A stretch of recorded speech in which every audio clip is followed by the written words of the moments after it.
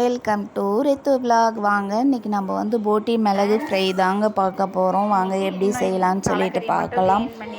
போட்டி வாங்கிட்டு வந்திருக்கோம். வாங்கிட்டு வந்து அதை வந்து நம்ம நல்லா வாஷ் பண்ணி க்ளீன் பண்ணி எடுத்துப்போம். சுடு தண்ணி வச்சு நம்ம வாஷ் பண்ணி எடுத்துப்போம்.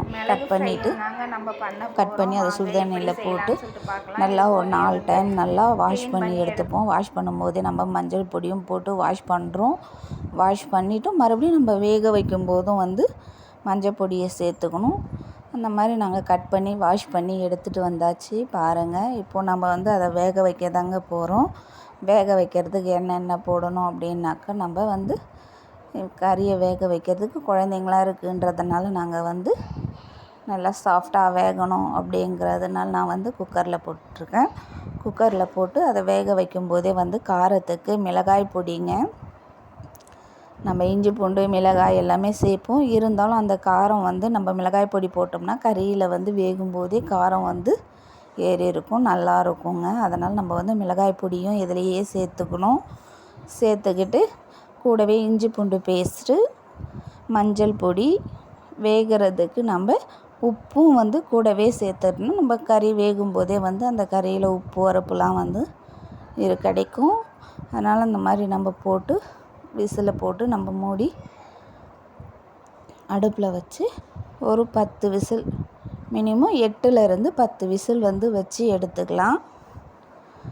அந்த மாதிரி நம்ம அது ஒரு பக்கம் வேகட்டும். நம்ம அடுத்து நம்ம இன்னொரு பக்கம் வந்து நம்ம மசாலா பொடியை அரைச்சி எடுத்துப்போம். இந்த மிளகு ஃப்ரைக்கு வந்து நம்ம போட வேண்டியது வந்து மிளகு, ஜீரகம், சோம்பு, பட்டை, கிராம்பு, இது தாங்க ஃப்ரெண்ட்ஸ். இதை வந்து நம்ம வந்து கடாய் வச்சு நம்ம இதை வந்து கொஞ்சம் பொன் வறுவலாக வறுத்து எடுத்துக்கலாம். வறுத்து எடுத்து ஆற வச்சு நம்ம இதை வந்து பவுட்ரு ஆக்கி வச்சுக்கலாம். பவுட்ரு ஆக்கி வச்சுக்கிட்டு நல்லா வறுபடட்டும். பாருங்கள், நல்லா பொன் வறுவலாக நம்ம சிம்மில் வச்சு இதை பாருங்கள் வறுத்து எடுத்தாச்சு. அவ்வளவுதாங்க.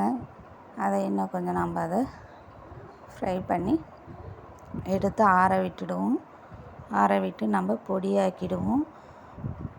அப்புறம் தாளிக்கிறதுக்கு தேவையான பொருள் வந்து நம்ம கட் பண்ணி வச்சுக்கலாம். வாங்க இந்த கேப்பில் இப்போ வந்து நம்ம இதுக்கு தாளிக்கிறதுக்கு தேவையானது வந்து வெங்காயம், 2 பச்சை மிளகாய் தாங்க கட் பண்ணி வச்சுக்கலாம்.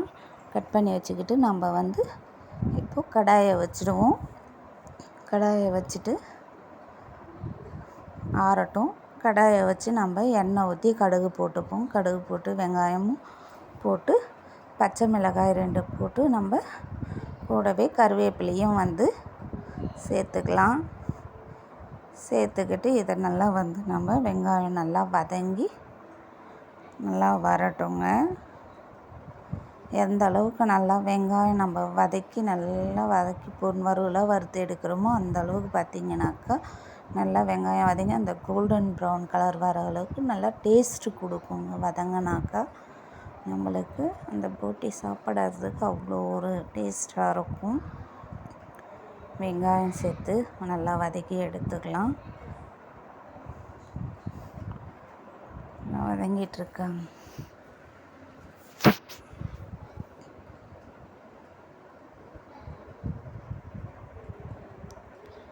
எல்லா வெங்காயம் வதங்கட்டும். வதங்கி முடித்ததை நம்ம வந்து விசில் விட்டு எடுத்து நம்ம அந்த கறியையும் வந்து நான் பாத்திரத்தில் எடுத்து வச்சுருக்கேன். எனக்கு வச்ச தண்ணி வந்து கரெக்டாக போயிடுச்சு. அதனால் நான் வந்து எக்ஸ்ட்ரா தண்ணி சேர்த்துக்கிற மாதிரி இருக்குது. நல்லா வதங்கிடுச்சு பாருங்கள். கூடவே நம்ம வந்து இஞ்சி பூண்டு பேஸ்ட்டும் சேர்த்து அந்த பச்சை வாசனை போகிற அளவுக்கு நம்ம வதக்கி எடுத்துக்கலாம். நல்லா வதங்கட்டும்.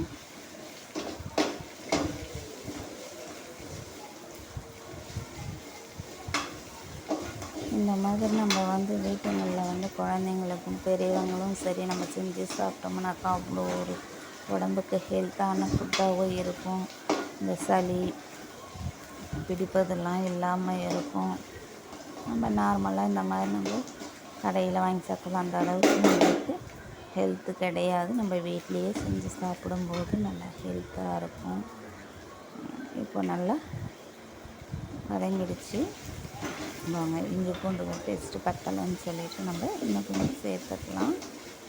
சேர்த்து அதையும் பச்சை வாசனை போகிற அளவுக்கு நம்ம வந்து வதக்கி எடுத்துக்கலாம். திருப்பி நல்லா வதங்கிடுச்சு. இப்போ நம்ம வேக வச்சுருக்கிற கறியையும் எடுத்து சேர்த்துக்கலாம். சேர்த்துக்கிட்டு அதையும் வந்து நம்ம நல்லா ஒரு 2 பரட்டி வதங்கட்டும். வதங்கினதும் இப்போ நம்ம வந்து இந்த டைமில் வந்து நீங்கள் உப்பு காரம் பத்தலைனாலும் சரி காரம் சேர்த்துக்குங்க. காரத்தை சேர்த்து கொஞ்சமாக அந்த மசாலாலாம் இறங்குற அளவுக்கு நம்ம தண்ணி லைட்டாக தெளித்து எடுத்துக்கலாம். தண்ணி சும்மா கொஞ்சமாக தாங்க, நிறையலாம் ஊற்றக்கூடாது. நாங்கள் ஒரு அரை டம்ளர் தண்ணிக்கு தாங்க ஊற்றிருக்கோம்.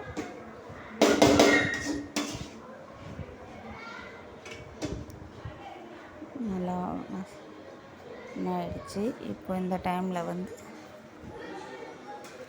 நம்ம தண்ணியை கொஞ்சம் ஊற்றி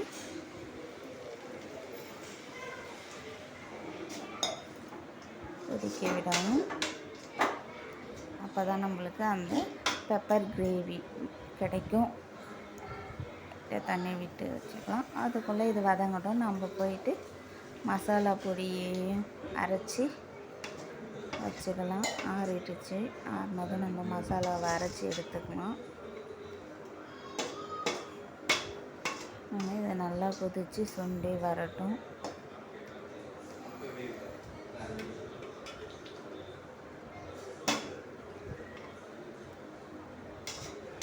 அதாங்க இப்போ ஒரு முடியை போட்டு முடி எடுத்துக்கலாம்.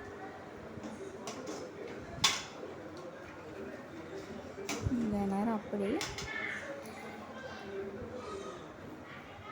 கொதிக்கட்டும்.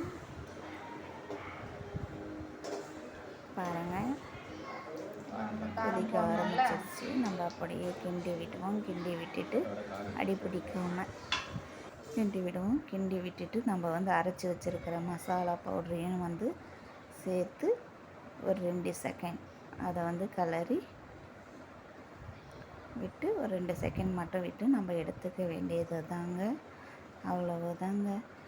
ஈஸியான மெத்தடில் வந்து நம்மளுக்கு போட்டி பெப்பர் கிரேவி ஃப்ரை ரெடி ஆகிடுச்சுங்க ஃப்ரெண்ட்ஸ். இந்த மாதிரி நீங்களும் உங்கள் வீட்டில் செஞ்சு சாப்பிட்டு பாருங்கள். பிடிச்சிருந்தா ஷேர் பண்ணுங்கள், கமெண்ட் பண்ணுங்கள், சப்ஸ்கிரைப் பண்ணுங்கள் ஃப்ரெண்ட்ஸ்.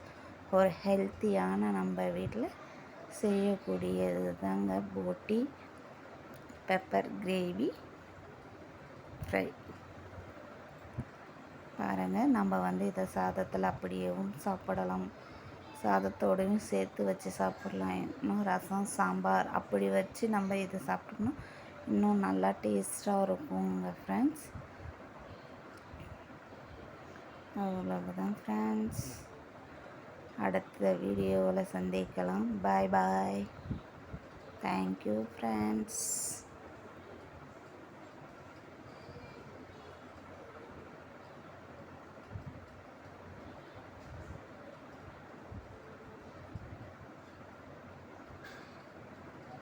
சூப்பரான பெப்பர் ஃப்ரை கிரேவி ரெடி.